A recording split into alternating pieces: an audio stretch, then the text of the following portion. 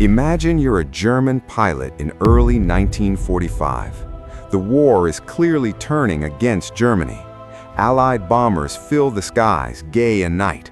Soviet armies are pushing from the east. American forces are advancing from the west. But suddenly, intelligence reports begin mentioning something unusual. Not a new tank, not a new bomber, a jet fighter. An American jet fighter. A machine so advanced that it seems to belong to the future rather than the battlefields of World War II. And if everything had gone differently, it might have changed aerial warfare forever.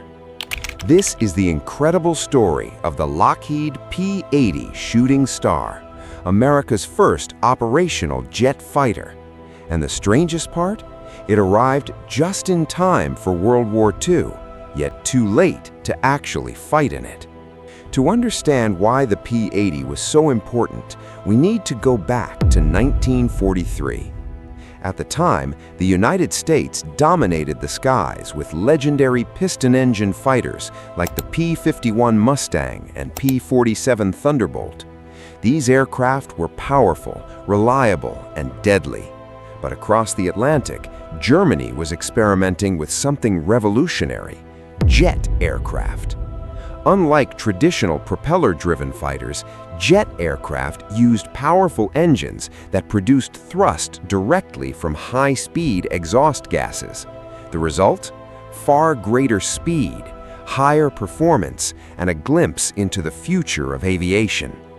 The most famous example was the German Messerschmitt Me-262. When Allied intelligence learned about Germany's jet program, alarm bells rang throughout military leadership. America suddenly faced a frightening possibility. What if Germany deployed large numbers of jet fighters before the war ended? What if Allied aircraft couldn't catch them? What if the Luftwaffe regained control of the skies? America needed an answer, and it needed one fast. The task was given to the Lockheed Corporation. The project was placed under the leadership of aviation history's greatest engineers, Clarence or Kelly Johnson. Johnson already had a reputation for solving impossible problems, but this challenge was unlike anything he had ever faced. The U.S. Army Air Forces wanted a jet fighter. Not in years, not eventually, immediately. Most military aircraft of the era required years of design, testing, and development. The P-80 would have no such luxury. Kelly Johnson and his small team worked at an almost unbelievable pace. They worked around the clock. Days blurred into nights. Engineers slept at their desks. Every minute mattered. The pressure was enormous. If they failed, Germany's jet technology could gain a dangerous advantage.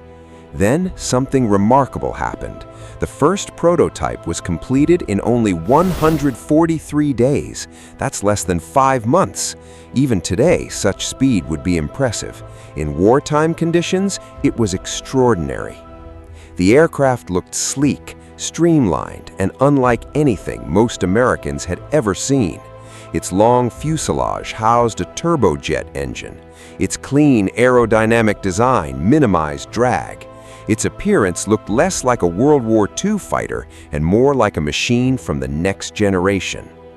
When the XP-80 first flew in January 1944, it proved that the United States had entered the jet age. The aircraft continued improving rapidly. Test pilots reported thrilling performance. Acceleration was impressive, handling was stable, and speed was unlike most fighters then in service. The P-80 could exceed 550 miles per hour. For comparison, many famous piston-engine fighters struggled to reach similar speeds. The future had arrived. But there was a problem. Building a revolutionary aircraft is one thing. Producing enough of them for war is another. As engineers refined the design, the clock kept ticking. Meanwhile, events in Europe moved quickly. Germany was losing territory. Allied forces were advancing on every front. The war's end was approaching. Yet American military leaders still wanted to see their new jet in action. They wanted to evaluate it under real combat conditions. They wanted to know how it compared with Germany's jets. And perhaps most importantly, they wanted to demonstrate that the United States possessed advanced jet technology as well. So a small number of pre-production P-80s were sent to Europe. The mission was highly secret. These aircraft were not deployed in large combat squadrons. Instead, they were carefully observed and tested. Security was strict. Military officials worried that a crash could allow German forces to examine America's newest technology. Imagine being one of the few pilots selected to fly these aircraft. You know you're operating one of the most advanced fighters in the world. You know almost nobody has seen it.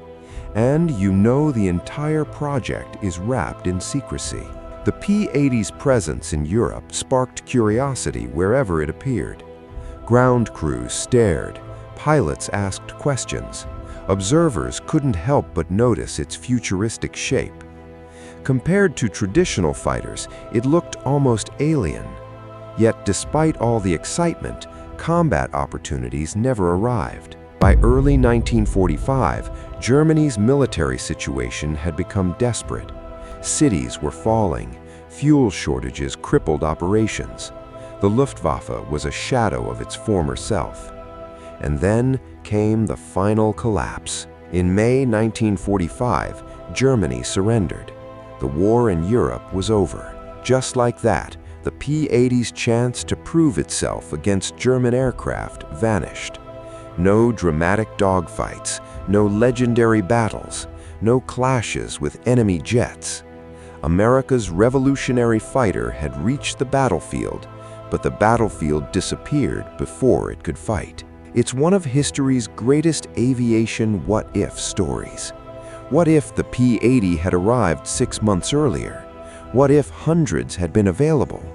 What if it had encountered the Me-262 in large-scale combat? Historians still debate the possibilities. The P-80 possessed excellent speed and strong performance. The Me-262 was also incredibly advanced and heavily armed. A showdown between large numbers of these aircraft could have provided the world's first major jet versus jet air war. But history had other plans. World War II ended before that chapter could be written. Many people assume that means the P-80 became irrelevant. Nothing could be further from the truth. In reality, the Shooting Star became one of the most important stepping stones in aviation history. After the war, jet technology rapidly transformed military aviation. The lessons learned from the P-80 influenced future generations of fighters. Pilots trained on jets. Engineers refined new designs. Air forces around the world entered a new era. Then came another conflict, the Korean War. This time, the P-80 finally got its chance to fight, and it made history. The Shooting Star became one of America's first jet fighters to see significant combat service. It even participated in some of the earliest jet versus jet encounters ever recorded. The aircraft that had arrived too late for World War II finally proved itself in battle. But perhaps the most fascinating thing about the P-80 isn't its combat record, it's what it represented. The aircraft marked a turning point. For decades, aviation had been dominated by propellers. Aircraft became faster and more powerful every year, but they still relied on the same basic concept. Then, jet technology changed everything. Suddenly, the limits were shattered. Speed increased dramatically. Design philosophies evolved. A new age began. And the Lockheed P-80 Shooting Star stood at the doorway between two worlds. 1 foot in the era of piston fighters, 1 foot in the age of modern jets. That's why its story remains so fascinating today. Not because of the battles it fought, but because of the battles it almost fought. The missions it almost flew. The history it almost changed. It was America's secret jet, built at incredible speed, developed under immense pressure, sent across the Atlantic during the final months of World War II. Ready for combat, ready to make history, yet arriving just a little too late. And sometimes, the most fascinating weapons of war are not the ones that changed history, but the ones that almost did.